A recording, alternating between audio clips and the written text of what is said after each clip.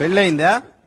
ఒకసారి మా అమ్మ నాయన చేశారు, రెండోసారి మా పక్కింటి వాళ్ళు చేశారు. రెండోసారి పక్కింటి వాళ్ళు చేసేది ఏంది? అంటే మన గమ్మునుండే క్యారెక్టర్ కాదులేండి సార్. నువ్వు కరెక్ట్ గా చెప్పకపోతే మూడోసారి నేను చేస్తా. వద్దులేండి, ఇద్దరితోటి ఆగలేక వస్తుంటా మళ్ళీ మూడు నాకు అనుభవం దేంట్లో దేంట్లో అంటే ఇలాగా పెళ్ళంట్రీ మళ్ళీ ఇప్పుడు అనుభవం అంటుంట్రీ.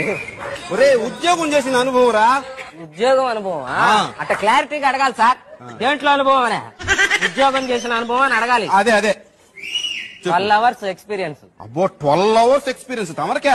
ఉంచుకోలేక పంపించేశారు. ఏం చేసావు? చిన్న పొరపాటు, అదే పెద్ద పొరపాటు కూడా కాదు. చిన్న పొరపాటు చేస్తే ఎవరిని పంపిస్తారంట మేడం? తీసేశారు ఇక్కడ, మేమే ఉదాహరణ దానికి. ఏందో చెప్పా పొరపాటు? సైకిల్ కి పెట్రోల్ ఖర్చు 500 రూపాయలు. అది చిన్న పొరపాటు అదే కాదని తర్వాత తెలిసింది ఉద్యోగం తీసేసారు. తమరు ఏం చదువుకున్నారు ఇంతకీ?